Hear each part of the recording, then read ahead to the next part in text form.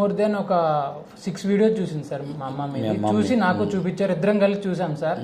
చూస్తే అమ్మా ఇవి ఫేక్ ఉంటాయి, నీకు ఎలా నువ్వు ఎలా నమ్ముతున్నావమ్మా అంటే, లేదురా సార్ మాట్లాడుతుంటే నాకు ఎందుకో ఆనెస్టీ కనిపిస్తుంది, అంటే ఆయన మాట్లాడే దాంట్లో రియాలిటీ కనిపిస్తుంది, సో నిజమే అయి ఉండొచ్చు కదా అని సార్. ఇంకా అవతరం కొన్ని వీడియోలు చూసాం సార్, వరుసగా చూసాము. ఆ తర్వాత మీ క్లాసెస్ ఉన్నాయి, .NET introduction classes, top introduction ఇంకా అవి చూసాను సార్. అవి చూసాక కొంచెం అర్థమైనాయి, ఓహో నేను చేయగలనేమో అనుకొని ఇంకా అంతా అమ్మ హైదరాబాద్ వెళ్ళు అని చెప్పింది సార్. ఆ రోజు బ్యాగ్ తగిలించుకొని వచ్చాను సార్ మీ దగ్గరికి, ఇక్కడే కలిసి. నాకు గుర్తుంది, కరెక్ట్, నువ్వు ఫోన్ కూడా మాట్లాడించావు సార్. కలిసిన తర్వాత మీరు డెమోగ్రామ్ ఉన్నారు, నెక్స్ట్ డే డెమోకి వచ్చా, లక్ష్మి మేడం డెమోగ్రామ్ ఉన్నారు.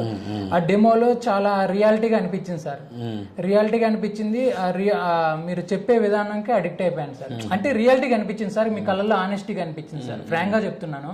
ఇంకా అవుతున్న అమ్మకు ఫోన్ చేశాను సార్, అమ్మా సార్ నువ్వు చెప్పినట్టు జెన్యునే రియాలిటీగానే ఉన్నారు, నేను జాయిన్ అవుతానమ్మా అంటే, సరే జాయిన్ అవ్వు అని చెప్పారు సార్. ఇంకా తర్వాత మీతో మాట్లాడిచ్చేవారు, జాయిన్ అయ్యాను సార్. అప్పుడు చెప్పాను, గుర్తుందా మీ మమ్మీకి మాట ఇచ్చారు సార్, నన్ను నా మీద నమ్మకం. అదే సార్ మా అమ్మ ఆ నమ్మకంతో ఇప్పటి వరకు మిమ్మల్ని మీకు కాల్ చేసి అడగలేదు సార్, మా వాడికి జాబ్ ఏమి ఎలా చదువుతున్నాడు అని కూడా అడగలేదు సార్, ఒక కాల్ రాలేదు మా నుంచి. ఎందుకంటే అరే సార్ నాకు మాట ఇచ్చారు, ఆయన మీద నమ్మకం నీకు రోజు అన్నట్టు. నేను నాకు అంటే నువ్వు చెప్పిందంతా మీ మదర్ తో మాట్లాడిచ్చావు, నువ్వు మాట్లాడిచ్చావు, గౌతమ్ అని మీ వాడు ఉన్నాడు, మీ బ్యాచ్ వాడు కూడా.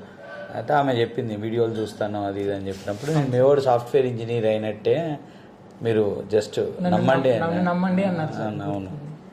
సో తర్వాత జాయిన్ అయ్యాను సార్, క్లాసెస్ విన్నాను సార్. కాకపోతే నాకు మైనస్ ఏమైందంటే, సర్జరీ అవడం వల్ల ఎక్కువసేపు కూర్చోలేకపోయాను సార్. 3 months పట్టింది సార్ C# కంప్లీట్ అవడానికి.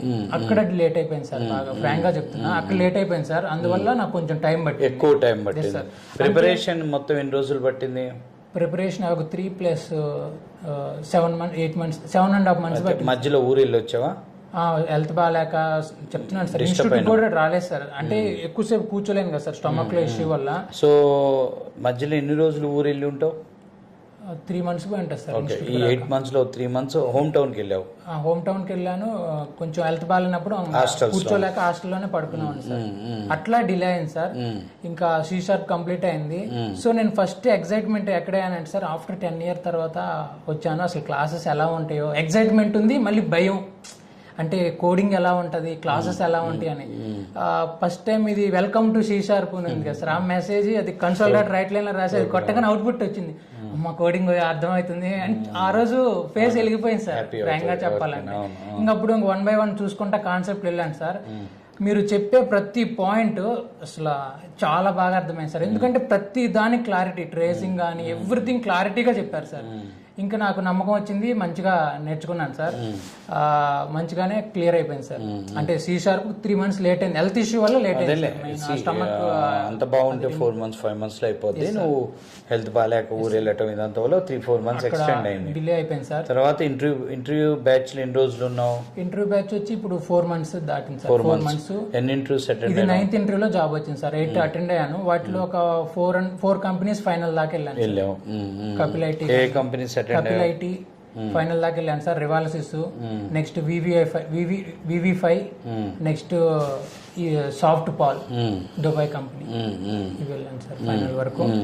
సో ఇంకా అయితే మధ్యలో కొంచెం డిసప్పాయింట్ అయ్యాను సార్, కపిల్ ఐటీలో జాబ్ రాకపోతే కొంచెం బాగా డిసప్పాయింట్ అయ్యాను. డిసప్పాయింట్ అయితే మీరు తర్వాత మోటివేట్ చేశారు సార్.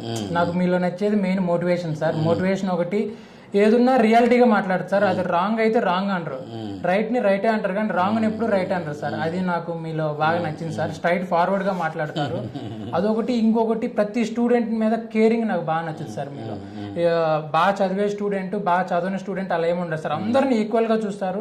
ప్రతి స్టూడెంట్ మీద మీ కాన్సన్ట్రేషన్ ఉంటుంది సార్. వాళ్ళ ఇన్స్టిట్యూట్ కి రాకపోయినా పేరెంట్స్ కాల్ చేయటం కానీ, ఆ రెస్పాన్సిబిలిటీ అనేది ఏ కాలేజ్ లో ఉండదు, ఏ ఇన్స్టిట్యూట్ లో కూడా నేను చూడలేదు సార్ ఇప్పటి వరకు.